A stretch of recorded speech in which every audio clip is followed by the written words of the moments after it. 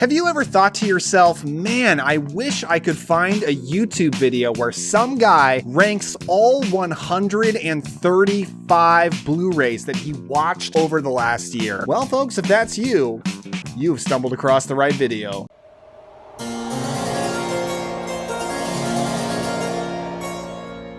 Hey, what's going on, my friends? Welcome again to the Cobwebs channel. My name is Daniel, and preparing for this video was extremely cumbersome, and I regret everything. No, in all seriousness, yes, this is the video where I'm going to be ranking all 135 Blu-rays I watched over the last year from my least favorite to my favorite. Now, one disclaimer I have to say before I tell you that my least favorite is Monster of the Opera, you like that tease there, is that technically this isn't actually everything that I watched. There was actually more, but some stuff I got rid of over the course of the year. So let's go ahead and dig into it with number 135, which is the Monster of the Opera. Now I watched it. Okay, I got a bunch of empty box sets down here. Let's see. I'm going to grab this one without knocking them all over. There we go. So I checked this out in Severin's DANZA MACABRA Volume 1 box set. And overall, I like that set, and because of the strength of two of the movies, I do recommend it. But I really didn't like Monster of the Opera. It's really slow and has very unlikable characters. These theater people, and they're theater people in all capital letters, really loud and obnoxious, who are trying to open up an opera, and there's a phantom, but he's kind of really more of a vampire, but he has all these really strange powers that don't make any sense. I kind of respect how this movie has no rules that it sticks to whatsoever, and it's in black and white. It does look pretty cool, and some of the vampire stuff's pretty good, but I just found this movie incredibly tedious, and I didn't like it very much. Number 134, we've got John Carpenter's The Ward. John Carpenter's actually my favorite director of all time, so it does kind of break my heart to put him so low. This is his last movie, last theatrical film that he ever made, and I didn't think it was very good. It's starring Amber Heard. She's in a mental hospital, but she doesn't think she's supposed to be there. Jared Harris is the ward of this whole place. Warden? I don't know. The head psychiatrist. I do like Jared Harris. And it's not like terrible, but it's really generic and kind of annoying in terms of like 2000s editing choices that I wish John Carpenter had really stuck to his signature style. But clearly, I don't know, maybe he was just tuned out and just following along with the trends. And I didn't really like The Ward. 100 and number 33, The Blancheville Monster, another box set pick. I watched this in Arrow's Gothic Fantastico box set. This is a box set of 4 Italian horror films, supposedly Italian Gothic films. And this film is very much a Gothic period piece, so I really like the way it looks. But it builds a kind of intriguing mystery for about 20 minutes or so at the beginning. And then at a certain point, a character calls everyone into a room, and he just explains the answer to all the mysteries. And you're like, oh, all right, well, I guess I know the answers now. And then I swear the movie just comes to a grinding halt for like 50 minutes. And it is so unbelievably boring, just nothing happening. At the end, we do get another twist. It turns out we actually didn't know every answer to the mystery, but the twist was way too little too late. Not very interesting. And this was by far my least favorite in that set.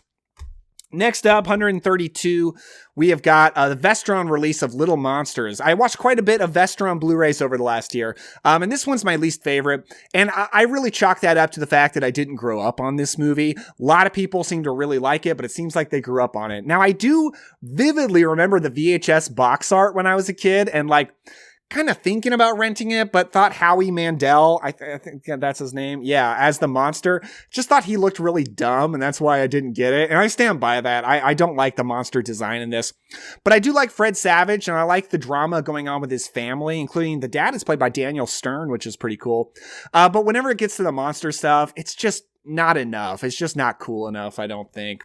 Monsters, Inc. really took that premise and ran with it and made it way, way better. That's a movie I did grow up with. Number 132, I'm going to pull up the list here. 131, Vinegar Syndrome Blu-ray for Grave Robbers. And this was part of a sort of trilogy that Mexican horror filmmaker Ruben Galando Jr. did. And Vinegar Syndrome released them all. I really like Cemetery of Terror and Don't Panic. Those are the other two. Grave Robbers, it kind of feels like it's the one that's trying to be the most respectable. It's definitely the least ridiculous, least silly. But I do enjoy the ridiculous silliness of those other two. And this one just feels feels kind of drab. It's got some really cool flashbacks to this satanic medieval guy. But then when he's revived, he really just acts like a generic slasher. They have changed their face. Now this was, let me go ahead and grab this box set. This is another box set pick. This was in Severin's DANZA MACABRA Volume 2. I just did a review of this. And yeah, they have changed their face. It really like considers itself a vampire movie. But it becomes clear that the twist in the movie, and I'm just going to tell you because who cares? The twist is that vampires have just become capitalists. And now what they do is just kind of suck the life out of you with capitalism. So there's no like blood drinking or nothing cool. Nothing you like about vampires is in this. So it really only exists as a metaphor. And I don't really like horror movies like that. Like I do like it when horror movies have social commentary. I think that's good. But when the movie only exists to deliver social commentary, it has nothing to offer outside of that. That's a problem for me. It's not like a terribly made movie. It's not boring as it's going throughout it, but by the end, it's so unsatisfying. At 129, we've got The Seventh Grave. This was also in DANZA MACABRA Volume 1. And this movie's fine, but it's just a super, super generic Gothic horror movie. Where just really not much happens. Like there's a cool seance scene. In fact, there's a quote on the back that points out the seance scene because that's just kind of one of the only cool things you're going to get in this movie. And by the way, I do have to call out that the cover really makes this look like a vampire movie. It's not a vampire movie by any means. I feel like that's kind of misleading, but I don't blame Severin because I'm sure that's the original poster art. 100 and number 28, another John Carpenter movie, John Carpenter's Dark Star. I didn't watch this movie for the first time this year, but I watched it on Blu-ray for the first time because that's the movies that I'm including here actually are the Blu-rays that I had never popped into my player before and watched. So I'm not just doing Blu-rays that I watch over and over again, but they can be movies I had seen before this year. They just have to be Blu-rays that never popped in. So that's the case with Dark Star, which, you know, this is John Carpenter's debut feature. It started out as a student film. Somebody gave them money to finish it out so they could actually release it. So they did. But you can tell it's a short film that they stretched out, and it was a struggle to stretch it out. So it's very slow, but it's definitely got some ingenious moments in it. And there's a documentary on this disc about the making of it.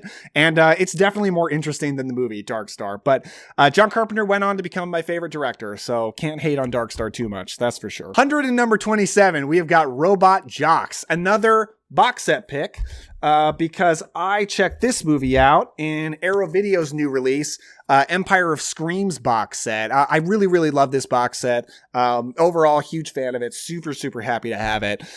This movie I had seen before years ago, and I remember finding it kind of dull, not really being into it, but went into it again with an open mind and felt the same.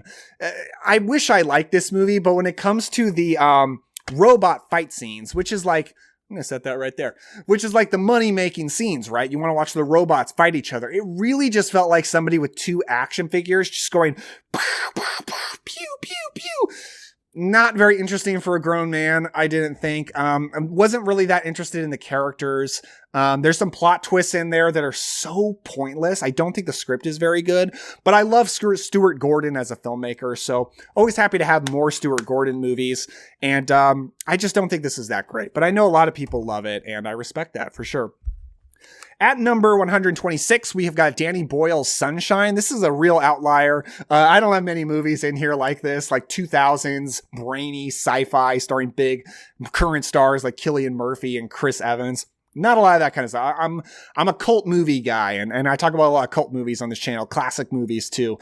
Anyway, this movie's just not really my thing. I think it's well made. A lot of people really love it, but it's 2000s brainy sci-fi that's really slick, and it's just not my bag, really. But I do think Cillian Murphy gives a good lead performance. Chris Evans does as well. And I kind of like by the end, it kind of switches up and dramatically changes into kind of a slasher movie, or kind of like Ridley Scott's Alien. And I kind of like that, except that it goes for some really trippy filmmaking choices that I thought kind of detracted from the experience. This movie's just not my bag. It's not my thing. It's not the kind of thing I talk about on this channel. Next up, we have got My Boyfriend's Back, Kino Lorber release. This is a 1990s horror comedy. I don't really know why this movie didn't hit for me, honestly. Like, this does seem like my bag, unlike Sunshine. But it's about this young guy who really likes this girl, and he's gonna get to go out with her, but he dies in a freak accident, but he comes back from the dead as a zombie, and now, can the cute couple make it work even though he's dead? Kind of like Warm Bodies, that movie with Nicholas Hoult that came out a few years ago. I guess kind of like that. But I don't know, the movie just didn't really work for me. I didn't find it that funny, but I definitely kept it because I'll rewatch this one of these days. I think this might be one to put on at like noon during a horror movie marathon, and it might hit better. What number are we on? Number 124, we have got One Crazy Summer. One Crazy Summer is an 80s teen comedy starring John Cusack. And it's made by Savage Steve Holland, right? Yeah, and the two of them, Savage Steve Holland and John Cusack, made Better Off Dead together, which is one of my favorite 80s teen comedies. I love that movie. This one didn't work for me as much. The absurd humor I thought was less clever, more just dumb and silly, whereas in Better Off Dead, I thought it was really smart. And I don't know. I don't even know how to explain it with this movie. I just didn't think it was that funny. And, Warner Archive Blu-ray, but that's where it places. Okay, 123, Vinegar Syndrome Blu-ray for Evil Laugh. This is an 80s slasher film. What year exactly? 1986, with a phenomenal slipcover. Like Vinegar Syndrome, on one hand, they knocked it out of the park, because that's an incredible slipcover. And that's one reason I'll probably never get rid of this, because I just love the way it looks so much. But in the way that they didn't knock it out of the park is it's very misleading. Nothing that cool is in this movie. Like, you think the killer is this like Grim Reaper kind of character. You also get him on this artwork right here. It looks so cool. Man, the killer looks nothing like that. Nothing even like 1/16th as cool as that. And I don't know. The characters are really goofy. They're supposedly like people who are opening up, I think it's like an orphanage, some kind of charity thing, but they still just feel like dumb teens in a typical slasher movie. So like who they are and how they are portrayed does not match. The gore sequences, apparently this movie was made and then the producers gave them more money and said, hey, you need some gore stuff, so put it in there. I can't imagine what this movie was like before those sequences got added in, because even the gore here is not that great. It's just a slasher movie that's kind of meh, but I love slasher movies and I love this artwork, so I'm keeping it. I'm keeping it. Number 122, this is from the DANZA MACABRA Volume 2 box set, Castle of Blood. This is a 4K from Severin. Not a particularly great looking 4K, I think. We're going to talk about a lot of them that are way, way better than this. But you got to shout this movie out, because this is by far the best release this movie's ever gotten. The most complete cut of the movie that has ever been made. Very traditional Gothic film starring Barbara Steele. But again, like the Seventh Grave, it's just kind of slow and just doesn't have a lot going on. But this is my third time talking about this in the past month. But one thing I forgot to mention both times is there's a really cool scene where they uncover a corpse in a coffin and it starts weaselly breathing. And it's really creepy. Not a corpse like a fresh corpse, like an ancient corpse. And it's breathing. It's really, really creepy. So, you know, it's a competent haunted house movie. Just didn't really do it for me. At what number are we on? Number 121. Okay, this is the first Blu-ray. Oh, that's upside down. This is the first Blu-ray in Indicators Mexico Macabre box set. This is my favorite Blu-ray release of the year, by far. I've said that a million times, but there's just no comparison. I love this box set so much. But the only movie that is in the set that's kind of okay was the Brainiac. It's just a silly little monster movie. All the other movies in here, in that box set, they're so much more. This is a silly little monster movie where a guy turns into a monster, and it kind of plays the same scene over and over again, where he comes up to a couple, he like seduces the woman right in front of her boyfriend or husband or whatever, and then he kills them both. Now, the design of the monster is fun. They talk about in the booklet that this set came with, about how he is a rare 100% Mexican horror icon, not based on anything else. And that's cool, and he does look cool. But the Brainiac was by far my least favorite in this set, but it's fine. When the worst movie in a box set is like, it's just a fun little monster movie, that's a pretty good place to be in. Next up, we got Cellar Dweller, also in the Arrow Video Empire Screams box set. This one I had seen actually fairly recently on the Scream Factory Blu-ray. but I checked it out again on this set, and I kind of like the movie, you know? It's about this woman who wants to be a comic book artist, a horror comic book artist. So she lives in this house that's this weird collection of very different artists, and it's kind of like an artist commune, I guess. And she's got a relationship with a guy there who I think is kind of supposed to be a romance, but it doesn't work with the two actors at all. So you're left wondering, is that a romance or not? Like, you can't even tell. But the monster, as you can see on the cover, the movie really delivers on the monster. So that's where the movie really shines. Number 119. This is the Vestron release of specifically Waxwork 2. I love Waxwork 1, and if I were ranking Waxwork 1 right now, it'd be way, way higher. And I love this release because you get both of them. But over the past year, for the first time, I checked out Waxwork 2, and it's totally fine. We're kind of in the, like, it's fine, it's okay, kind of a section of the list. But it kind of plays like an anthology where they're, I don't know, are they going into different dimensions or something? And it feels like you get all these parodies of different horror movies. So they like go into Alien, and then they go into The Haunting.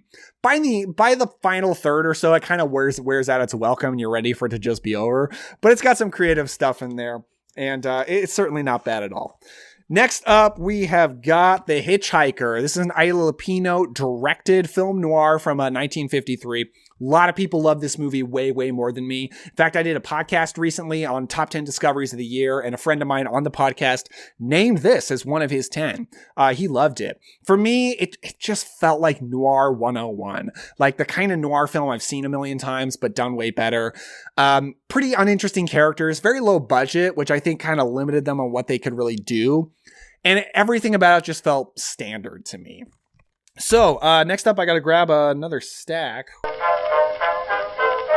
Okay, next up we've got Red Riding Hood. I had kind of high hopes for this movie, and even though it was not acclaimed whatsoever when it came out, but I kind of thought it might be a cool underrated gem because it's a werewolf movie. It's a fairy tale adaptation. I was kind of excited. It was kind of disappointing, but mostly for the fact that it's got a love triangle going on, and I could not have cared less about it because I was not into those characters, was not interested in those actors at all, particularly the male actors. I do like Amanda Seyfried, but they don't give her a lot to work with in this movie in terms of a character. But it's got some pretty good werewolf stuff, and it's got Gary Oldman as a werewolf hunter who's kind of evil in his own right, and he was awesome. He was really, really great, and he kind of made the movie for me. Number 116, Maximum Overdrive, Vestron Blu-ray. I was really excited to get this because I'm kind of trying to complete a Vestron collection. I never will because Vestron has one movie I will never buy. But I was really excited to get this because the slipcover was long out of print, and I got a decent deal on it. And this is a Stephen King directed horror movie that really just functions like a zombie apocalypse movie, except instead of zombies, it's all machines are coming to life. Their only objective is to kill people. And from the way people have talked about this movie over the years when I hear about it, I expected like the craziest, most bonkers movie ever made. I didn't really feel like I got that. It really just didn't feel like it had a story structure. It's so weird that Stephen King wrote this because one of its greatest sins is it feels poorly written, which is really, really strange. The story, just not much going on. It just feels like it goes on from just, and then this happened, and then this happened, and then cars came alive, and then the blender came to life, or whatever. I didn't think it was great, but I do love that slipcover. Over the last year, Vestron released a steelbook version. I thought that steelbook looked terrible. That looks amazing. Super happy to have it. Next up, another Vestron release. This is Steel Dawn.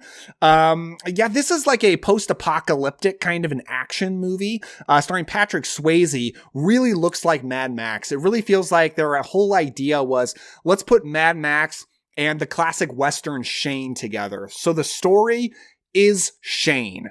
That's what it is. If you've ever seen Shane, you know what this movie is. With the skin of Mad Max over it. I thought it was pretty good. It's got some decent action scenes, some fight scenes, and you gotta love watching Patrick Swayze, right? It's pretty good. This is a full moon movie, Subspecies. This is part of actually a long franchise of vampire movies they did, the Subspecies movies. So far, this is the only one I've seen. I haven't seen a lot of Full Moon, but I'm kind of trying to dip my toes in those waters a little bit. Honestly, I don't remember a lot about this movie, but I do remember the vampire looked really cool. So there you go. And we've got a Warner Archive release of The Picture of Dorian Gray. I don't know why I didn't like this movie more, honestly. I thought I would love it. It's pretty acclaimed. It's from the 1940s. It's classic Gothic literature. If you want to call Dorian Gray Gothic, I think I kind of would. It didn't hit for me. I thought the main actor who played Dorian Gray was incredibly flat, like crazy flat. I wanted so much more from him. I wanted to be so much more interested in him, and I just wasn't. And I think that was kind of the kiss of death of the movie for me. I thought it was decent, but I just wasn't that into it. At number 112, Vestron release for My Best Friend is a Vampire, one of the few releases that they did put out last year. I was really excited to see this because I love 80s vampire movies, and this movie didn't hold up to my favorites, but it was decent. I just didn't like that vampires are mostly good in this, and the vampire hunter, played by David Warner? Yes, I'm saying that right. He's like the evil one. Kind of an interesting twist, but I don't know. I think with vampires, I'm kind of a traditionalist. Like, I want vampires to be evil. I want them to suck blood. I want them to drink in coffins. Give me the good stuff. This movie doesn't really give you the good stuff, but it's an okay teen comedy. I think that's where it shines the most. And we've got Ghost Story. This is a Scream Factory edition. Some people in the comments of my recent wrap-up video, I talked about this, were kind of disappointed that I didn't love it, but I do want to be clear, like, I don't hate this or anything. I thought it had some great moments. Like, I loved Alice Krige in it. Anytime the movie did a flashback, I was really into it. I loved all the flashback stuff. It was the present day stuff that I just found the pacing really sluggish, and that's what I struggle with. But there is some cool ghost imagery in this. Like, check that ghost out on the back. That looks pretty darn cool. Warner Archive Blu-ray for I Confess, Hitchcock movie. A Hitchcock movie that was definitely not one of my favorites. It's got Montgomery Clift as a priest who hears a confession of murder, but according to his oath, I assume this is accurate because I'm not Catholic, nor have I ever been. I don't really know. But because of his oath to like keep confessional stuff secret, he won't tell the police, even when the police start to suspect him of the murder. I don't know. I guess as a non-Catholic, I was starting to get frustrated. Like, dude, will you just tell somebody? Like, this whole problem can just be solved if you just open your mouth. And I also found Montgomery Clift a little flat in this movie. And that's why I didn't love it. But it's Hitchcock. You always got to be happy to get some Hitchcock in the collection. More Warner Archive, Don't Be Afraid of the Dark, 70s TV movie. Kind of functions like a haunted house movie, but I don't think it is. It's kind of got like, I guess they're demons, little demon monsters. I don't know. It's kind of silly. And it's a 70s TV movie, and it's not one of my favorites, honestly. I've seen several 70s TV movies I like a lot more. But it was all right. But Kim Darby is the lead in this, if I'm remembering her name. Yes. And did not fit. I thought she was really miscast. I think that was also a big problem. Like, there's an actress, I don't remember her name, but who plays her friend in that, and she would have been way better. Like, switch roles. Nightmares. This is a Scream Factory Blu-ray. This is a horror anthology. It's got 4 different segments, and I thought it was pretty good. Like, let's see, out of all of the segments, I really liked 2. One of them was kind of like, what are we doing? And then the third one had a great build up, but the fourth one, had a great build up, but a really disappointing finale. So, as a lot of horror anthologies are, it's a mixed bag, but definitely not bad. More Scream Factory, The House That Screamed. This is a 70s, I believe, Spanish horror film that served as an influence on Suspiria, and that's why I was pretty interested in checking it out. Look, the horror stuff, the horror content is really far and few between on this. It's mostly just kind of a melodrama about girls at an all-girls school, which I wasn't that into, but it does build to a finale that's pretty cool. I did like the reveal. Okay, number 106, we have got Firestarter, Stephen King adaptation. This movie, actually, I feel like one of its biggest claim to fame is John Carpenter almost directed it, but then because The Thing flopped so bad, they slashed his budget and he left. He's like, nah, and he went and made Christine instead. Good choice. Christine is a way better movie than this, although this probably would have been better if it was John Carpenter. But I didn't find the story super interesting. These psychic people who are on the run from the government. George C. Scott plays like a Native American antagonist. That's weird casting, but also watching him was like my favorite part of the movie because I love George C. Scott. And it has some pretty cool like practical fire effects that held up really, really well. Number 105, Who's Harry Crumb? It's just kind of a silly little 80s comedy starring John Candy. This is one of those Mill Creek retro VHS editions. And he's like a private eye. So it's kind of a spoof of film noir, but he's just not good at it. He's just part of a long line of private eyes. So he's expected to do this. And I just love John Candy. He's just so watchable. So it was a fun little movie. Number 104, The Third Eye. This is also from the Arrow Video Gothic Fantastico box set. Pretty good movie. Very much a Psycho riff. It has a lot of originality to it, but you can tell it came on the heels of Psycho, starring Franco Nero, and he's really good in this movie. It's got some really sick, twisted stuff in there that just doesn't go far enough with, but apparently it was later remade in Italy, like in the 70s, I think by Joe D'Amato. Yeah, Beyond the Darkness. I kind of want to see that because I've heard that goes further with the things this movie only implies, and I'm curious. I want to see it. Let's see. We've got Warner Archive release for The Three Musketeers. I wanted to love this movie way more than I did because I love classic swashbuckler films. Huge fan. Two big problems with this movie. One, Gene Kelly is not taking it seriously. I love Gene Kelly in musicals like Singing in the Rain and such, and he's incredible in the sword fights, like jaw-dropping. The sword fights in this movie, out of this world great, absolutely zero complaints.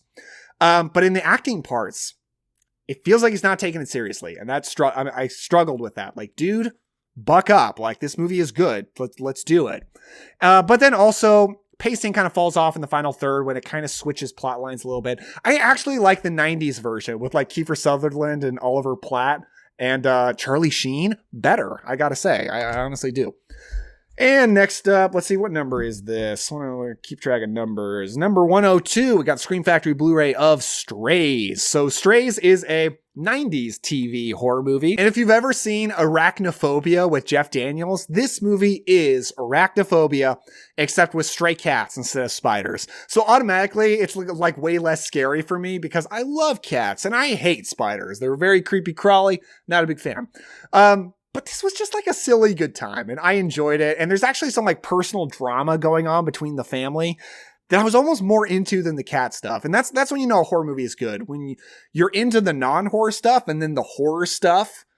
I need a t-shirt that says horror stuff. It's like icing on the cake. That's kind of what this movie was for me. You know, it's a little TV movie, but I enjoyed it. Just outside the top 100, number 101, we've got The Devil's Lover, my favorite movie in the DANZA MACABRA Volume 2 box set from Severin. I thought it was the best looking transfer in the set and the most entertaining movie. Just kind of a sleazy little good time about, there's a framing device about a woman dreaming all of this, but we don't even need to talk about it, honestly.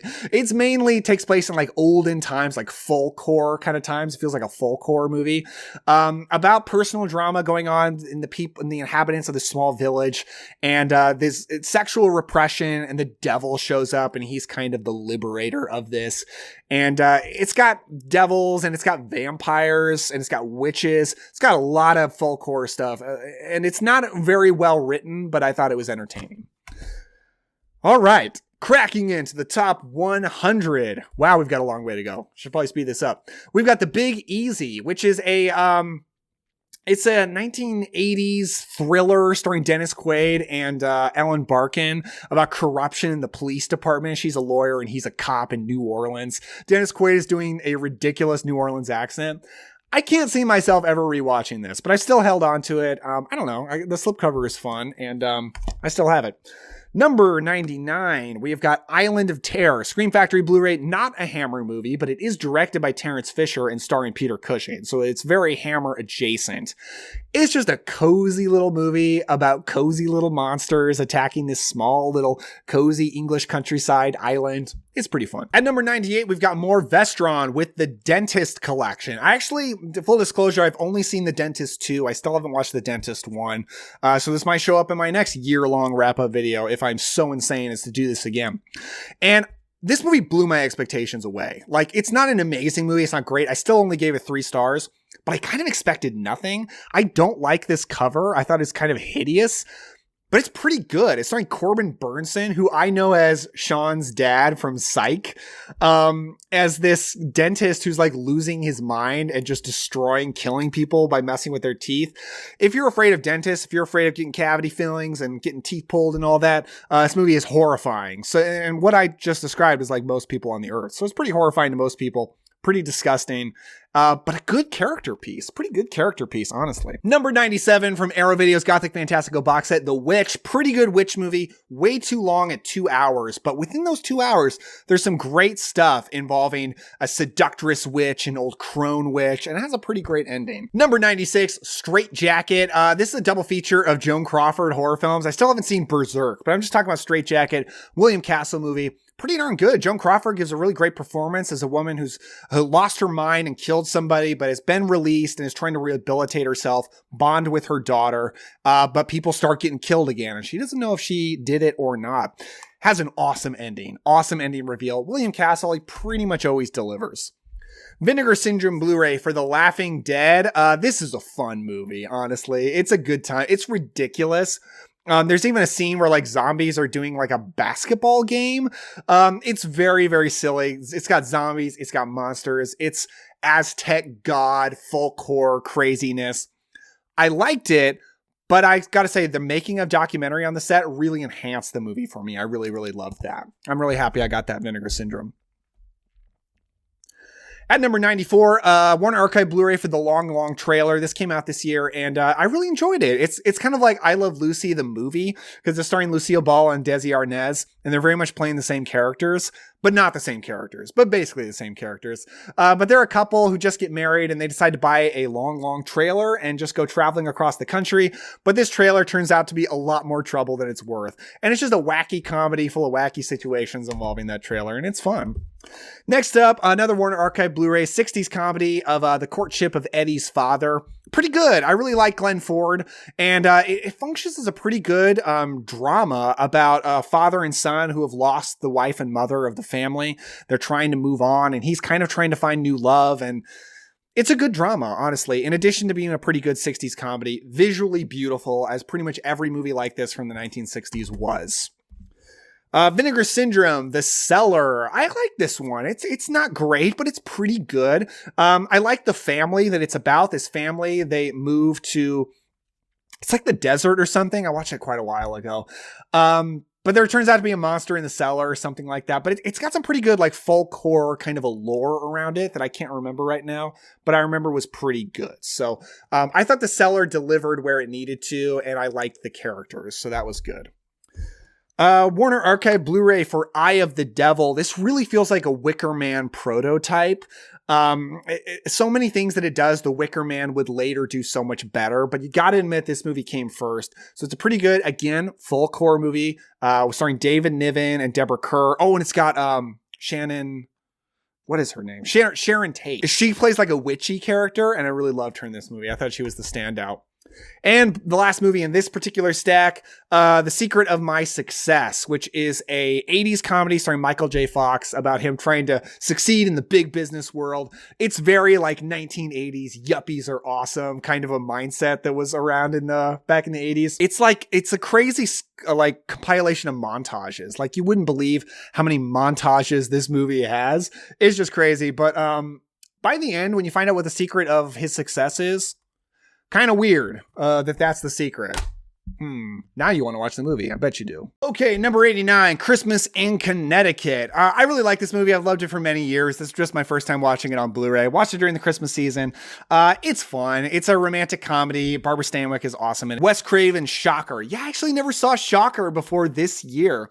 And I love Wes Craven. I actually did, over the last year, I did a ranking video of all of Wes Craven's movies, and I had a blast with that. Shocker is fun. It's really Wes Craven's attempt to recapitalize the Nightmare on Elm Street success. It didn't work, but it's fun. I don't know what else to say about that movie. And now an amazing release from Criterion. And if I were like rating the entire release, it would be way higher. And maybe I should have done that, but I'm really just talking about The Unknown because that's the only thing I've watched on this set so far. Now I've seen Freaks many times. I love it. Haven't watched it on this set yet, But this has 3 Todd Browning movies. The Unknown is a silent film starring Lon Chaney from the 1920s.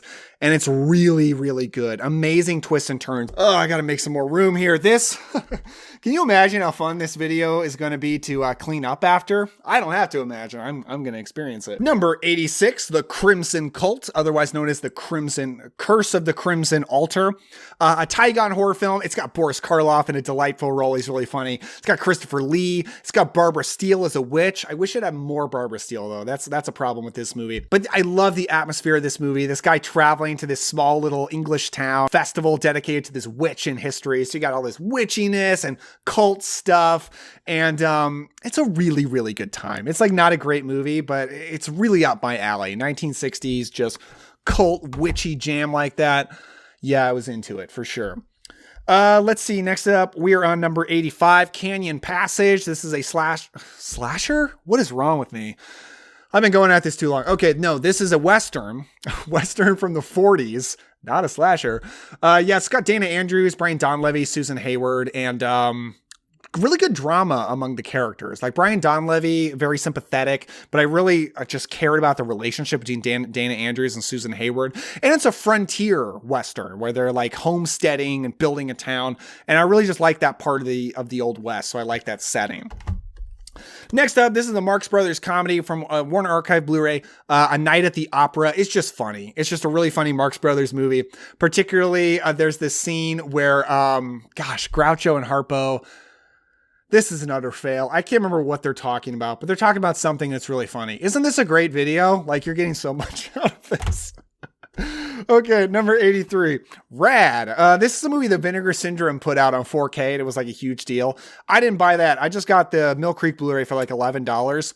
I think I made the right decision. It's a fun little 80s snobs versus slobs sports comedy kind of movie. It's got Lori Loughlin. Really love Lori Loughlin. But it's just like, it's slight, it's corny, but it's got a great soundtrack. Soundtrack is by far the best part of this movie. I thought it was a good time. Vinegar Syndrome just released it on VHS. I'm just kind of blown away by that movie is like getting the attention that it gets. It's kind of fascinating. Rancho Notorious. This is a 1950s Western, Warner Archive Blu-ray. They put this out this year. And I thought it was good. It reminded me a lot of Johnny Guitar, but with Marlene Dietrich instead of Joan Crawford. Not as good as Johnny Guitar, but good. Still, obviously, really good movie. Let's see. We got The Night Stalker. Okay. Night Stalker. It's a lot of movies, which is a Kolchak 70s TV movie about this character named Kolchak, played by Darren McGavin. Most people probably know him as the dad from A Christmas Story. And in this, he's a reporter who's hunting down a vampire. And I like that the movie very much takes place in contemporary 1970s setting.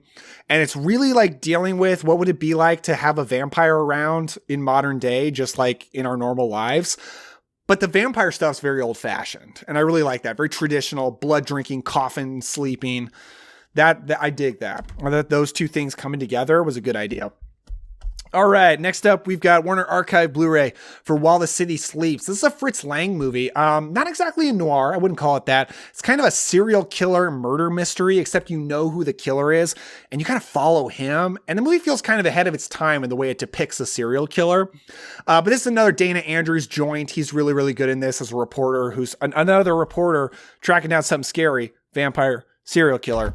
And it's a good movie. I really recommend it for just like an old school black and white movie where reporters are hunting down a serial killer. Oh, and by the way, Vincent Price has a supporting role in this. This was back when he was, being in a lot of noir films instead of just horror. I'm scrolling up to see the numbers. At number 79, we've got Our Dancing Daughters.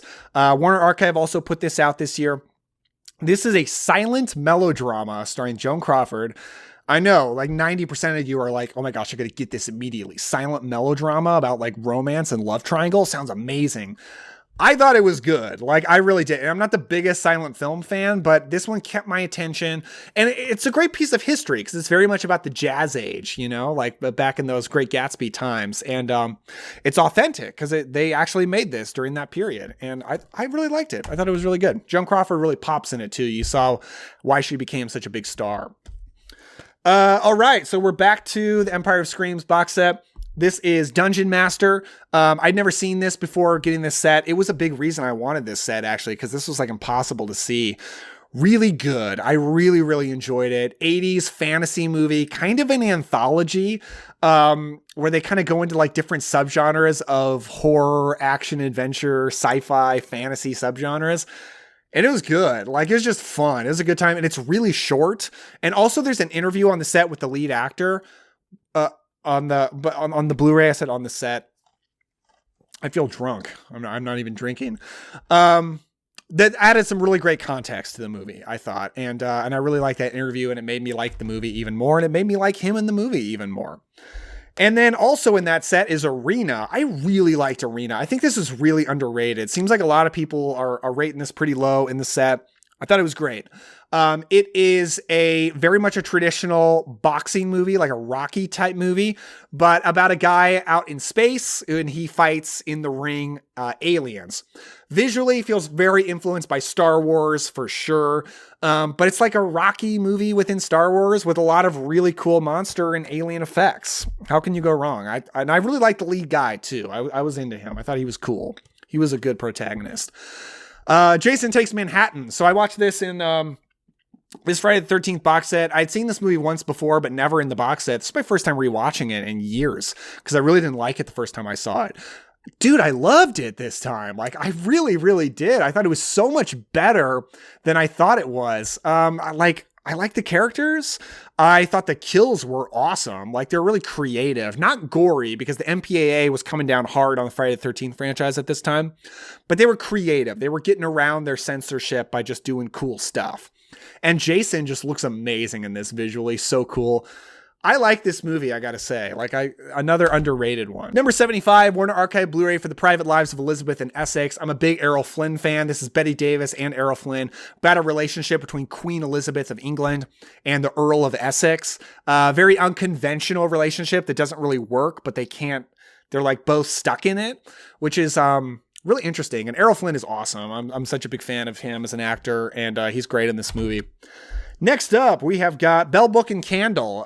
Looks like a Warner Archive, but it's not. Interesting. This is a witch movie starring Jimmy Stewart and Kim Novak. Kim Novak's a witch. She decides to use her witchy powers to bewitch Jimmy Stewart to try to get him to fall in love with her. And it very much functions as a romantic comedy, but with some good witchy vibes. And it's also a Christmas movie, interestingly enough. I like it. I thought it was really good. At number 73, Silent Rage. This is a Chuck Norris action movie from the 80s. I actually really like Chuck Norris, but I acknowledge a lot of his movies aren't very good. This is one of the better ones, man. This is definitely one of the better ones. I thought it was a good time. It's very much like a mix of action and horror. Chuck Norris is very much like a badass action hero who's like doing roundhouse kicks to bad guys, but the guy he's hunting down really feels like a slasher movie villain. And the two things coming together really, really worked for me. I thought it was super fun. And what number are we on? Number 72, we have got New Year's Evil. New Year's Evil is, it's a New Year's horror movie, a slasher movie, where on New Year's Eve, every time it becomes midnight somewhere in the country, this guy kills somebody. And he's like calling into this live show on New Year's Eve and telling the host that like, hey, I'm going out, I'm killing these people. And the interesting thing about it is we follow the killer as he's doing this. So we know who he is, but we don't know like who he is. Like we just watch him through his process. And it was really interesting. I thought it was just like an 80s slasher movie with a little bit more going on cerebrally than a lot of them do. A lot of people don't like this movie as much as I do, but I thought it was really great. And this Kino Lorber Blu-ray is just really beautiful. I love that slipcover artwork. Number 71, John Carpenter is back with Someone's Watching Me, another 70s TV horror movie. I've got a lot on here. Or you might just say thriller. Really good thriller starring Lauren Hutton, that's right, as this woman who is trying to escape from her previously abusive boyfriend, but now someone is stalking her and trying to kill her and no one believes her and she's trying to figure out what to do about this very scary situation. It's very intense and I love Adrienne Barbeau in this. She's got a supporting performance in here and she's really, really great. I loved her character. Number 17, more Warner Archive, another Western, 70s Western, this time from Sam Peckinpah, The Ballad of Cable Hogue. And I'm not always the biggest Sam Peckinpah fan, but this is like light, fun Sam Peckinpah in a way that he often doesn't do. And it's starring Jason Robarbs, and he's got this relationship with a sex worker played by Stella Stevens. And I thought they were really sweet. Like I really cared about them, even though they seemed like a really weird match. Like they really worked. And Jason Robards was so entertaining in this as this bum who strikes water in the desert and ends up making a lot of money because he struck water. And it's good. It's a good Western for sure. At number, let's see, 69, another Warner Archive Blu-ray for The Wheeler Dealers. I love 60s romantic comedies. I've said that on the channel many times. It's like one of my favorite little pockets of movies.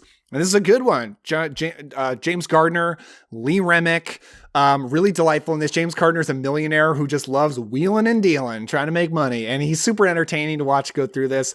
And Lee Remick is a stockbroker who's like trying to sell him on businesses. I don't remember the plot super well, but I remember it looked great and it leads had great chemistry. And I had a really fun time watching it. Number 68. Blood Delirium, really good Vinegar Syndrome Blu-ray that I just recently watched, and I thought it was really good. There are a lot of great movies in this stack. As you can see, we're at 68, and I feel like we're talking about some great stuff. This movie is interesting because it's really sick and demented and not for the faint of heart, but also well made. And there aren't a lot of movies like that. It's Italian, starring John Philip Law, and it's got like every horrifying thing you can think of in the movie, honestly. But it's at its heart, it's a Vertigo type movie where a guy's wife dies, but he meets a woman who looks just like her and obsessively tries to create her in his wife's image. And it's pretty messed up. I really liked it. And it's got a great interview on the set, by the way, from the lead actress. I really, really enjoyed that. I love it when an interview like just makes me like the actor more, the movie more. And that's how I felt about that interview. More Warner Archive. It happened on Fifth Avenue. Christmas movie, Christmas comedy. It's good, but you're not in the mood to hear about Christmas movies, are you? Neither am I. But I liked watching it in December. Fun Size. This has been a big favorite with my wife and I for many years. It's a silly teen comedy that takes place on Halloween night. And you can't tell from the Blu-ray that it's very Halloween-y, but it totally is. I wish there were more Halloween movies that aren't horror movies. It's just a teen comedy, but very Halloween-y, and I really enjoy it. This is a movie starring Errol Flynn as a fisherman who lives in a small Norwegian village that ends up getting occupied by the Nazi army during World War II. And he organizes a rebellion among the citizens. So it's a bunch of normal people rising up to fight against the Nazis that are taking over their town. And it's really satisfying in that way. I mean, that's just a story. How can you not get pumped up for that story? Criterion of The Fast Times at Ridgemont High. Of course, I've seen this movie before, but I finally picked up the Criterion Blu-ray and watched it on there. And it's a really good teen comedy from the 1980s, but takes things really seriously and has some really dark stuff in there in addition to the fun, funny stuff. And I respect that contrast. I definitely do. Where are we at? Number 63. Number 63, this is the Scream Factory 4K that I believe did get released this year, of The Haunting of Julia. This is a haunted house film starring Mia Farrow about 10 years after she made Rosemary's Baby. And it's good. It's quite good. It's very atmospheric. It looks beautiful. It's got some pretty creepy stuff in here. It's not, I wouldn't call this a scary movie for me, but it's pretty creepy. And Mia Farrow gives a great lead performance. And the struggle in her personal life that she's going through this movie really makes you feel for her, for sure. Number 62, Wife versus Secretary. I love movies from the 1930s. And this is a movie that really rides a line between drama and comedy and doesn't quite fit into either camps, which is weird. So the tone is a little bit odd, but I was a big fan. It's about, Clark Gable and Myrna Loy are in a very happy marriage, but people start planting it in her head that, hey, he's probably cheating on you with his gorgeous secretary, Jean Harlow, who he's quite close with, but she doesn't know, like, are they just friends like they seem to be, or is he having an affair? And it's about sort of how that distrust starts eroding their relationship. And that sounds very serious, but it still feels light and fun. And it's definitely got some funny moments. At number 61 from the Indicator Mexico Macabre box set, this is The Curse of the Crying Woman, which is about the La Llorona ghost story, a very classic Mexican ghost story that was actually made part of the Conjuring universe a few years ago. But this is a version from the 1960s, 1963.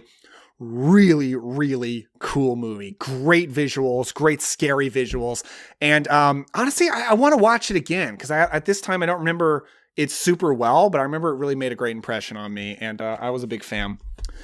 And here's a box set. Inner Sanctum Mysteries. So how I'm treating box sets, as you can see, is if they have individual cases, I've been ranking the movies individually. If the whole box set's just one case, I'm just ranking it as one box set, because this is going to be a long video, and I'm not going to edit in posters or visual aids or anything like that. So yeah, this is the Inner Sanctum Mysteries Mill Creek box set. I did a whole video on this. I really enjoyed making that video, by the way. I had a lot of fun with it. Had a lot of fun with these movies. The Inner Sanctum was originally 1940s mysteries on the radio, and then they got made into movies, not directly, but sort of like the spirit of them carried over into film. They're all about an hour long. They're all starring Lon Chaney Jr., and they're almost all really satisfying, honestly. Okay, we got the second to last stack, kicking off with the Scream Factory Blu-ray of Deadly Friend. I love this movie. I finally watched it on the Scream Factory Blu-ray my second time seeing it. Wes Craven movie, teen movie with great like suburban 1980s atmosphere, kind of like Fright Night that I really, really enjoy. But this genius kid who builds a robot really falls for his next door neighbor, played by Christy Swanson. And he ends up having to use his robot skills, or you might say Frankenstein skills, to bring her back from the dead. Whatever. I don't know. I was wondering, should I spoil it? But it's kind of the premise of the movie. I really like it. Let's see. Next we've got... Yeah, there we go. Vinegar Syndrome Blu-ray of The Fear at number 58. This movie was a huge surprise to me. I was not expecting that much from this movie, and I ended up having a great time. And right now I'm thinking, like, did I rank this too high? I might have ranked this too high now that I'm thinking about it. But you know what? I'm going to stick with it. Number 58. It was a big surprise for me because I wasn't expecting this to be very good. I don't even know why I bought it. I think because Wes Craven's an actor in it, and that intrigued me. But I bought it and then was like, do I want this? Sat on my shelf for so long. And I seriously considered just selling it off without even watching it because I didn't think it looked very good. And I was like, what did I do? But then I watched it and I had a great time with it. It's a 90s horror movie. It's so crazy. It's like a movie that entertained me because there's so much going on. There's so much insane stuff going on with the lore around this living wooden man that comes to life and starts killing people. That's the basic idea of it. But there's so much lore around it, including like an evil Santa and a Christmas theme park, even though it's not a Christmas movie. It's so weird. I like it. I probably ranked it way too high though. Next up, Moon of the Wolf at number 57. You know what? This is what's tripping me up with these two Vinegar Syndrome Blu-rays is they're here and I had Blood Delirium way lower. And I'm thinking like, Blood Delirium is probably better than these. Like, what was I thinking? I think I messed up. Blood Delirium was too low. Should have got raised up. I don't know, guys. This is 135 movies. I'm ranking 135 movies. It's kind of arbitrary. Whatever.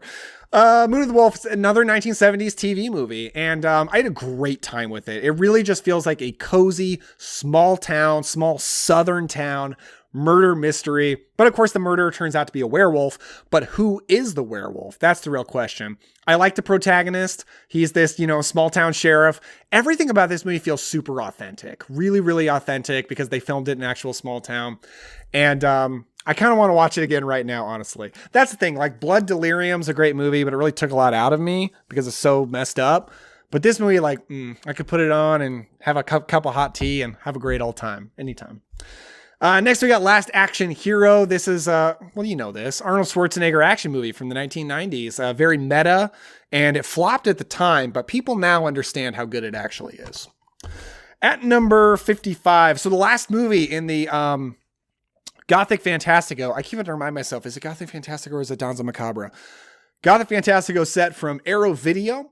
I really like Lady Morgan's Vengeance. It's a movie that starts out as very typical, kind of a gaslight type thriller. You feel like, oh, I know what this is.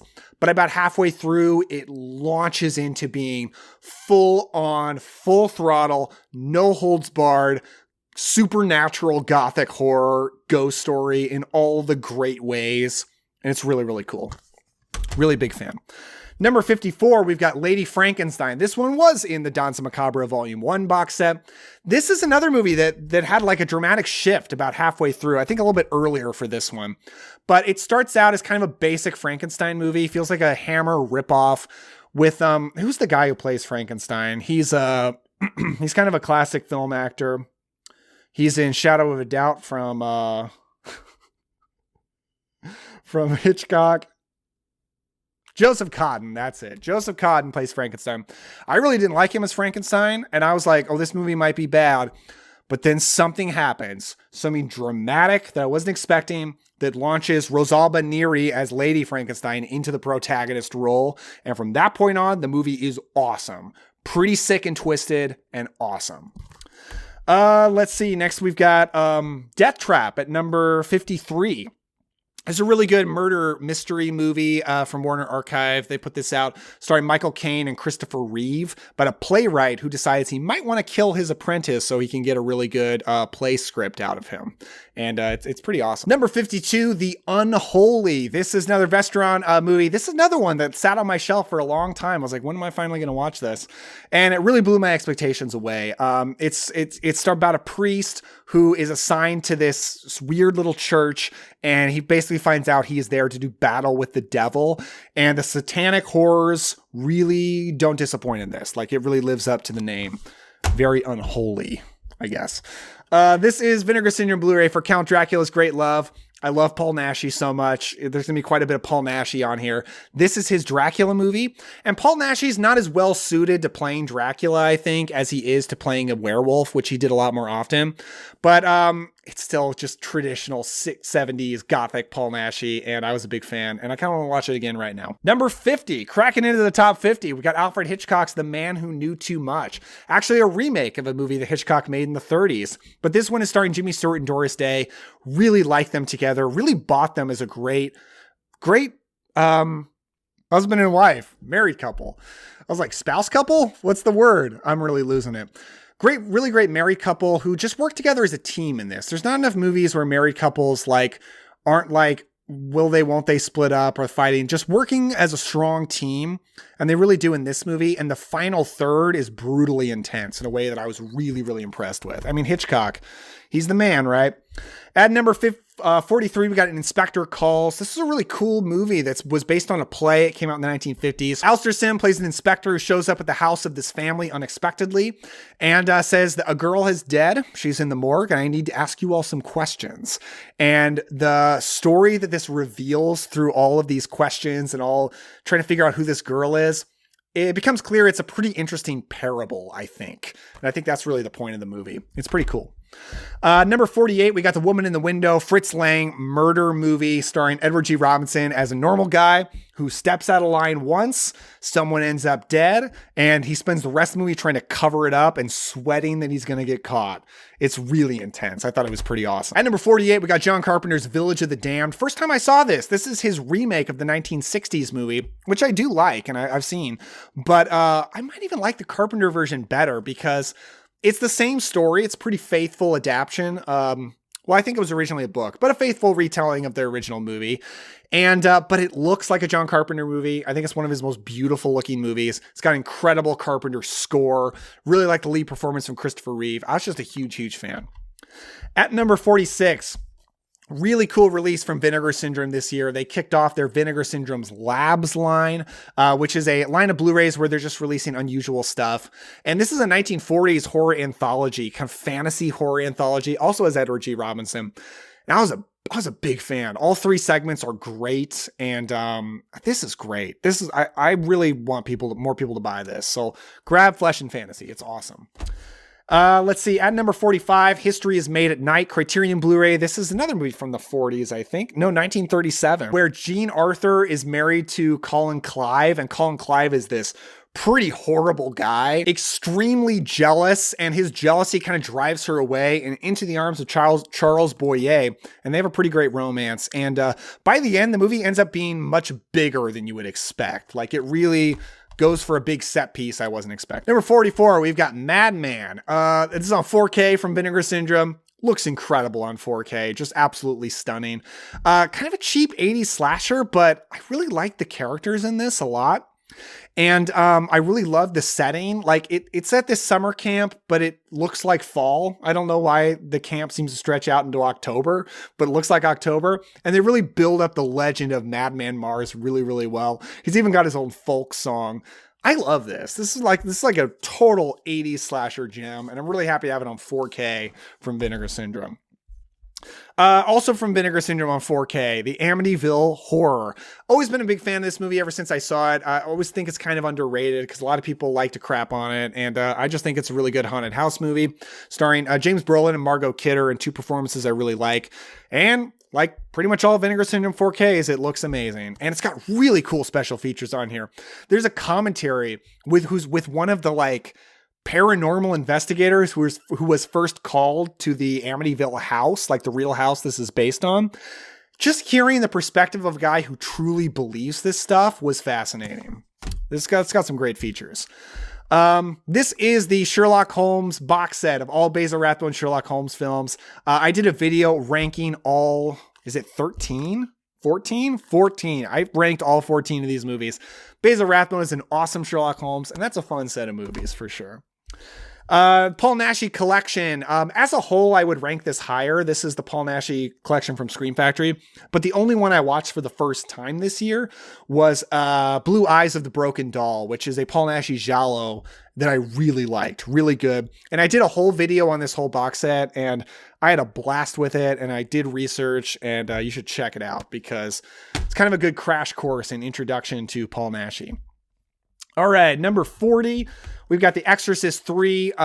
Great movie. I probably like it better than the original Exorcist, to be honest with you. Starring George C. Scott. I really like this movie's version of possession. I think it's more interesting than the version from the original Exorcist. Only downside is, the first time I saw this movie, I thought it was really scary. This was my second time watching it on this Scream Factory Blu-ray. And not as scary the second time. I can't blame it because I've already seen the movie. It's not going to be as scary the second time, but it's kind of disappointing that now it's not that terrifying movie that I had in my head the first time. At number 39, Written on the Wind from Criterion. I'm a big fan of Douglas Sirk. This is a Douglas Sirk melodrama. I just think his melodramas are just more entertaining and pulpy than pretty much anyone else's melodramas. And it's got Rock Hudson, Lauren Bacall, Dorothy Malone in a great role. I think it's great. And a really beautiful color movie with kind of great Southern Gothic atmosphere to it, kind of. This is the Vacation 4K. I actually watched this for the first time this year, Vacation. I liked it. And it looks good on 4K. And I thought it was really funny. I might like it a little bit better than Christmas Vacation, actually. I like that it really goes for some darkness in a way that most comedies just don't. Last movie in the DANZA MACABRA Volume 1 box set is Scream of the Demon Lover. I loved this. It's like Jane Eyre meets Frankenstein meets the Wolfman. That's what it says on the back, and I totally agree with that. About a woman who comes to live in a haunted, well, maybe not haunted, comes to live in a spooky castle to do a job, but she kind of falls in love with the very dark and brooding, like, Lord of the Manor. And that's just kind of a typical Gothic storytelling structure that I just enjoy. And I thought it was really good. I think it's underrated. Let's see. Number 36, we've got Shakedown. This is, I feel like, is one of the great film noirs, and it doesn't get talked about as such. It's about a newspaper photographer who decides he will do anything it takes to get rich and famous quick. And he does. So it's about the downfall of a very ambitious man, and I thought it was awesome. Oh my gosh, I'm exhausted. I'm losing my voice. Why did I decide to do this? I hope you guys enjoy it. I really hope. Let me know down in the comments below if you're enjoying this, and if my labor was liked. I don't know. And if you like this, give a like to the channel. And not the channel, the video.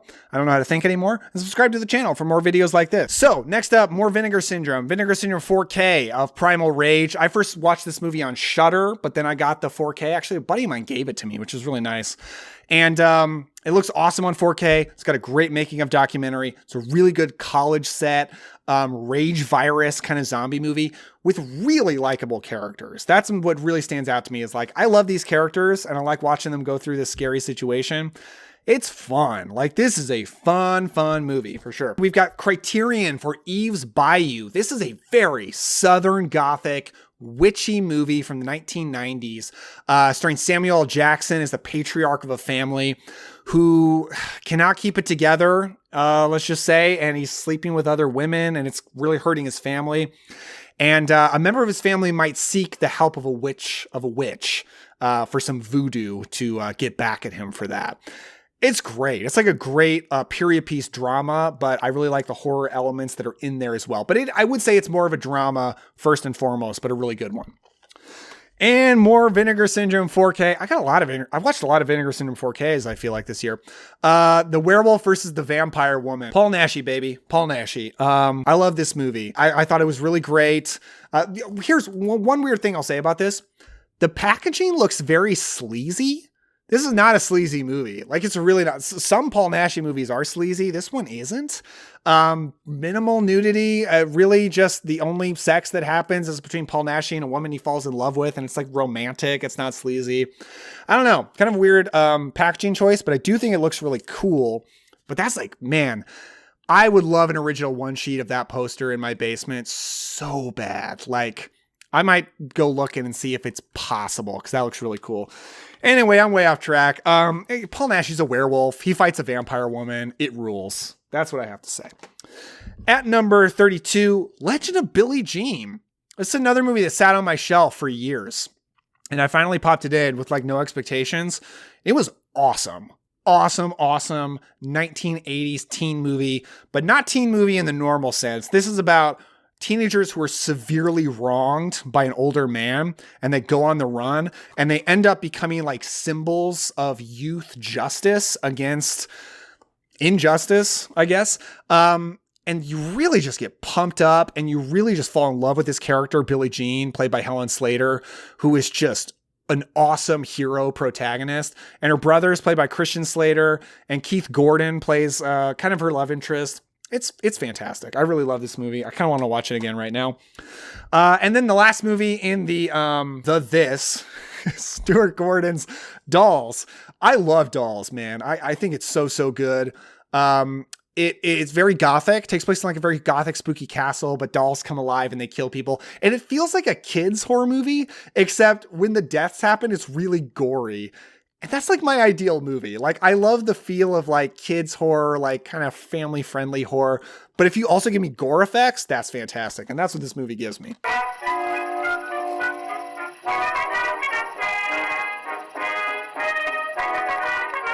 Okay, last stack. You know, ranking is really hard because I'm thinking now, man, I love Dolls. I've seen it many times. Do I really like this movie here better than Dolls that I ranked above it? I don't know, but I saw it for the first time and I really liked it. I was a big fan. That is Valerie and Her Week of Wonders, a very dreamlike, artsy, fairy tale-like vampire movie from the 1970s out of Czechoslovakia. You know what? I stand by it. This movie is really great, artistically beautiful. The vampire is very creepy. Like, I love the depiction of vampires in this. It's good. It's good. On Criterion, loved it. This is the Kino Lorber 4K for The Manchurian Candidate. I'd never seen this movie before. I blind bought it from Kino Lorber, and I thought it was fantastic. Just a nail-biting, gripping political thriller, but is pretty pulpy too, with like brainwashing and assassins, and it's like classy but pulpy at the same time in a way that I loved. I love Frank Sinatra, Lawrence Harvey, and Janet Leigh, all great in this, but Lawrence Harvey is particularly incredible. If you think this movie looks stodgy and boring, I promise you it's not. It's awesome, and it looks incredible in 4K. I think this is one of my favorite 4Ks of the year. X. From Ty West. I saw this movie in theaters, but rewatched it on Blu-ray this year, and just a really fun slasher movie, and I'm really looking forward to Max seeing the third film in his trilogy. Next movie in the Mexico Macabre box set is The Witch's Mirror. Man, this movie is good. Visually incredible. And I like his depiction of witches and that they're like fighters for justice, sort of, against like a very evil man. And, you know, they put a curse on this evil guy. I'm not describing it very well, but it's a really, really cool witch horror movie from the 1960s. Black and white, beautiful black and white. Some Came Running, awesome 1950s drama. Warner Archive put this out, starring Frank Sinatra and Dean Martin and Shirley MacLaine. Frank Sinatra is an author who's kind of trying to get his life together and not doing a very good job. Has this kind of tumultuous relationship with Shirley MacLaine that he doesn't really want to have. And then Dean Martin it's a really good drama. Just, I don't know. If you're into that kind of thing, 1950s gripping dramas with great performances, this movie is the ticket. Another Warner Archive one, The Wonderful World of Brothers Grimm. I really like fairy tales, and I like the aesthetic of them and sort of the enduring classic quality of them. And this is partly a biopic. I don't know how accurate it is. Don't ask me. But partly a biopic about the Brothers Grimm and their writing of the Grimm fairy tales, but also shows you some of those fairy tales in like anthology segments with really cool practical special effects to make this look really like this fantasy world. I loved it. I loved this movie. And even by the end, it has this kind of beautiful message about the importance of pulp entertainment, fantasy, children's entertainment that really hit me pretty hard and kind of got me emotional in a beautiful way. And I love this movie. And at number 24, specifically, we're talking about The Hunchback in the Morgue, but that was in Scream Factory's Paul Naschy Collection Volume 2. Still the only movie that I've watched in this set so far. Really looking forward to watching the rest. But The Hunchback in the Morgue was like incredible. And it actually made number 10 on my top 10 discoveries of the year. So why was it 10 on that list and number 24 on this list? Because this list, like the top of this list, has a lot of movies that I'd seen before, just watched on Blu-ray or on 4K for the first time. So that kind of explains it. But this is one of my 10 favorite movies I watched for the first time this year. Hunchback in the Morgue, I've talked about it a lot lately. Kind of a Frankenstein movie, almost a little bit of a giallo killing movie at the same time, but all centered around the sort of hunchback assistant as the lead character, played by Paul Naschy. And really weird telling of Dracula that I've talked about a lot lately. It's gross, it's disturbing, but I like it because I'm a weird guy. At number 22, Black Pit of Dr. M, my favorite movie in the Mexico Macabre box set from Indicator. Just got such a great script, in addition to being a really great atmospheric gothic horror movie about this man who wants to live forever and will do anything it takes to get there. And boy, does he have to put in anything it takes through the course of this film. It's a great gothic horror film with interesting characters and a fantastic story. At number 21, we've got Cobweb. One of the, I think this is like the only, this is the only 2023 new release that I've got on Blu-ray, and it's going to show up here. But it probably is my favorite movie of the year. A fantastic, extremely creepy horror film. And I'm not even going to spoil for you like what subgenre it is, because the movie just keeps you really on edge through the whole movie. Like, what is going to happen in this thing? I thought the end of the movie just really hit hard. Like, it did not disappoint in the slightest. It really goes for it. And it's just consistently creepy and has great Halloween atmosphere throughout. So that's going to be like a yearly Halloween watch for me. Halloween season watch, at least. Number 20, Come September. This is one of my absolute favorite 1960s comedies of all time, like 1960s sex comedies, starring Rock Hudson and Gina Lollobrigida. I'd seen it before on DVD, but this is for my first time watching it on the new Blu-ray from Kino Lorber. And the biggest reason I rewatched it this year was because Gina Lollobrigida passed away. Rest in peace. I love her in this movie. So what a legacy she left behind if from this movie alone, if nothing else. And it's also got Sandra Dee and Bobby Darin. Just so fun, so funny, so visually gorgeous. Such a fan. Number 19, we have got the 4K release from Scream Factory of Return of the Living Dead. I don't buy a lot of the Scream Factory 4Ks, because for me, the Blu-rays are good enough in most all cases. But I never bought their Blu-ray for this one. So really happy to have the 4K. I do think it looks incredible. And it's one of my favorite zombie movies. It's just a blast. And it's got like such a fun soundtrack and goofy characters, but ones that I enjoy following. And the zombie effects are incredible. And they've just never looked better than on this 4K release. At number 18, we've got Martin Scorsese's After Hours. This is the Criterion 4K that Criterion put out this year. And been a big fan of this movie for a long time, and just been waiting for it to get off of an old out-of-print DVD. And really happy to have it in this beautiful edition now. Really does look great. Such a strange, cringe-inducing comedy that makes me uncomfortable, but I just can't look away. I do think it's really good. It's probably one of my favorite Scorsese movies, actually. I feel like my voice is coming back because I'm just pumped up to be talking about movies I love. Like, this feels better than the middle section. Return of the Living Dead 3, amazing. Vestron horror film. My favorite Return of the Living Dead movie. And it's so much darker than the rest of the series. And with a tragic, doomed love story at the center and really just gross, demented gore effects throughout. All those things coming together make for a movie I really love. At number 16, we've got John Carpenter's Starman. I had seen this movie before, but rewatching it on the Scream Factory Blu-ray, I don't know, I fell in love with it in a way I never had before. I think it's a beautiful movie. John Carpenter directed a sentimental movie and he knocked it out of the park. It still looks and feels and sounds like Carpenter, but it's a sweet love story with Jeff Bridges and Karen Allen from Raiders of the Lost Ark. And I love it. I love this movie. I think it's beautiful. I'll take that. I'll take this over E.T. That's my hot take. All right. What number are we on? Number 15. We have got more John Carpenter with Assault on Precinct 13. Also seen this movie before, but finally watched it on the Scream Factory Steelbook Blu-ray. And I love this movie. It's my favorite John Carpenter action film. That might be a hot take, about the people at this precinct, the cops and the criminals fighting off this absolutely brutal, psychotic gang that are hell-bent on killing them all. So it feels like Night of the Living Dead meets 70s action exploitation in a way that I love so much. But at the same time, feels very old Hollywood because it's so influenced by Rio Bravo. So it's like 70s exploitation action, old Hollywood Western, Night of the Living Dead, all these things coming together to make a movie that I love.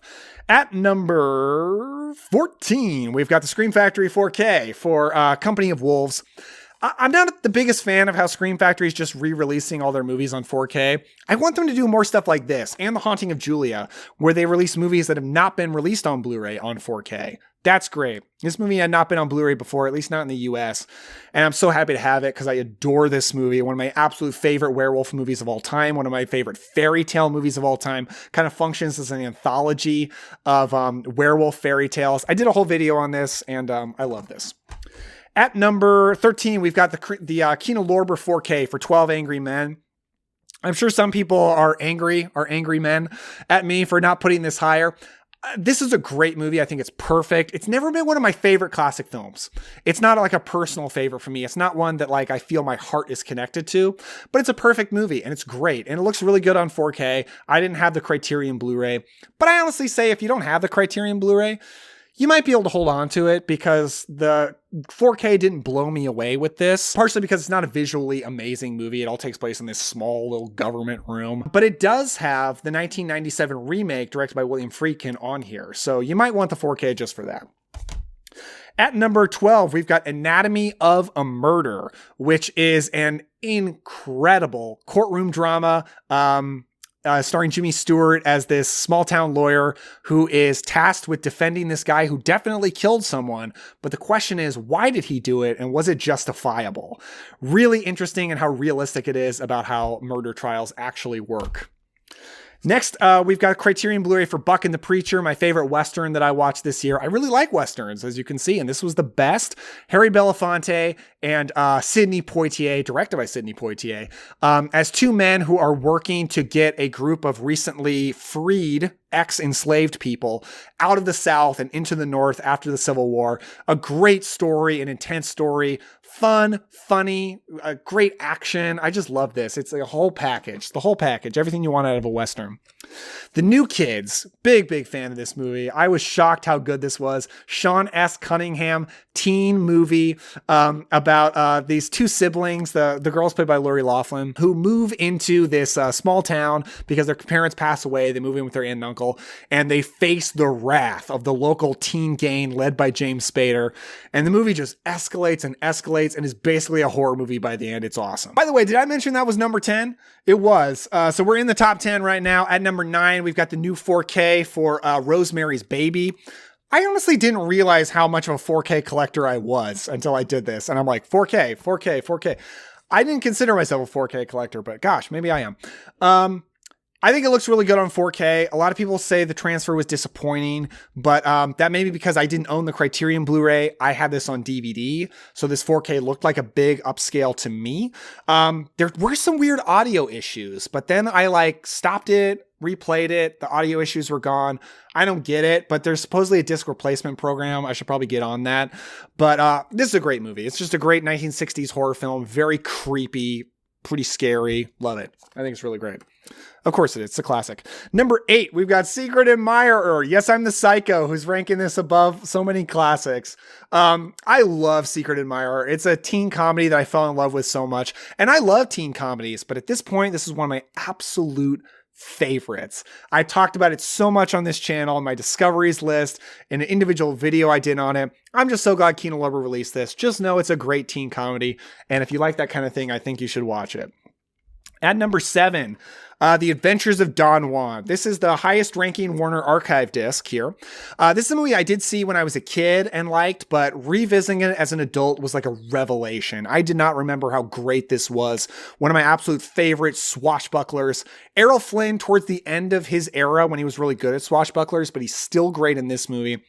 The action, the intrigue, the sword fighting, all great, but also a doomed love story at the center between Don Juan and the Queen. Their relationship can never be, obviously, because she's the Queen, but you really, really care about them. This is a phenomenal movie. I can't recommend it enough. If you like classic swashbucklers, which I know not everybody does, but I sure as hell do. Number 6, we've got Dario Argento's Phenomena. Of course, I'd seen this movie before. My first time checking it out on this Synapse Blu-ray. And this movie is fantastic. I just absolutely love it. One of my favorite Argento films about Jennifer Connelly is this young teenage girl. Almost feels like this kid's horror movie at times. But by the third act, it goes so hard with the horror stuff on a t-shirt. It just goes really hardcore with how crazy it gets and the violence and the monkeys. Yeah, there's a monkey in this. I'm running out of ability to talk about movies, but I think that movie is fantastic. At number 5, we've got Roadhouse. Oh man, I'd seen this once before, but I did not remember how incredible this movie is. I will be rewatching this more in the future. Patrick Swayze, Sam Elliott, a bar where they got to be bouncers. Mostly Patrick Swayze's got to be a bouncer. Clean up this country western bar. I love the country atmosphere of this, all the country music. I don't know, I'm kind of attracted to that in movies. I think it's really fun. And I think the dialogue in this movie is incredible. And I know a lot of people won't say that. They'll make fun of lines like pain don't hurt. But you remember pain don't hurt. Sticks out in your mind, unlike a lot of other boring lines of dialogue you've heard in a bunch of other movies. I think the dialogue in this movie is so snappy and memorable and funny and interesting in a way that I just love. But the action scenes are also incredible. So yeah, I don't have that really fancy Vinegar Syndrome 4K. I should have bought it, but it sold out before I picked it up. But I will say it looks really, really good on the Shout Select Blu-ray. So I really can't complain that much. Really can't. Number 4, we've got the Criterion Blu-ray for The Others. This was just released, and it looks jaw-dropping on this disc. Like really, really incredible restoration, transfer, so good. This is a movie I'd seen years ago when I was much, much younger and thought was okay. This time, man, I just fell in love with it so hard. I thought it was amazing. One of my all-time favorite haunted house movies now, as you can see on my top 20 haunted house movies video that I did last year. Number 3, the new 4K Steelbook. Yeah, this whole top 3 are 4Ks. 4Ks I bought over the last year. So I think I am more of a 4K collector than I thought. This is the new Steelbook for Sleepy Hollow. My favorite Tim Burton movie, one of my favorite gothic horror films of all time. I'm in love with the story of Sleepy Hollow. It's one of my favorite stories of all time. The Washington Irving original text, the Disney cartoon version, and this. Like, I love them all so much. This is a really cool steelbook. Opens up and you've actually got the story in here. But I was a little bit critical about this in my video on this set because I don't think I would ever grab this steelbook to read this. Like, I would much rather read it out of a book. So I think it's kind of odd, but the pages do look really cool, and it does look fantastic on 4K. I feel like I didn't really give that credit in my video that I did on this. I didn't talk enough about how great the 4K looks, but it really, really does. So really, really cool steelbook, and I love this movie. At number 2, one of my favorite movies. These are both 2 of my favorite movies of all time. It's just my first time checking these out on 4K. John Carpenter's Halloween. Gosh, maybe my favorite slasher film. It's like this and Nightmare on Elm Street neck and neck. I'm always so happy to rewatch this movie. I've seen it a million times, but it was special to watch this on, I got to watch this on 4K, but I also got to watch the cut of this movie is like the longest possible cut because they inserted some scenes that were filmed for the TV version. So I got to see some parts of this movie I'd never seen before, and I really like that. But this is an incredible release, 3-disc edition. My only complaint is I don't love that cover art. All of their 4Ks, the Halloween franchise, basically look like this. I don't love it. You just can't beat that original art, man. You just can't. But it's one of my favorite movies of all time. Another one of my favorite movies of all time. And also, I would say, to my eyes, this is the most impressive 4K I've ever seen. I think this is the best looking 4K transfer that my eyes have ever beheld. And that is Warner Brothers 4K of Casablanca. Casablanca is one of the best movies ever made. It's widely considered that. It's for good reason. It is wildly entertaining, incredible movie star charisma on display from Humphrey Bogart, but great performances from everyone else. I mean, Ingrid Bergman and Claude Rains. My God, Claude Rains, Peter Lorre. Man, the cast of this movie is so good, but it's funny. It's intense. It's got everything you could possibly want out of a movie. It's preaching to the choir. I'm sure you all love Casablanca, but I do think this is the best looking 4K I've ever seen. I thought it was jaw-dropping, just gorgeous, incredible. And it's my number one Blu-ray / 4K that I watched over the past year, 2023. That's it for this one, folks. If you made it to the end, thank you so much. I'm sure you're part of the elite few that watched this entire video. Really, really appreciate you. If you want to hear me go more in depth on these movies, you can check out the playlist right over here. Give a like if you enjoy this and subscribe for more videos like this, talk about old movies, cult movies, all that kind of stuff. Thank you so much for watching. With all that said, don't forget to enjoy yourself today. Have some fun, and I'll see you next time.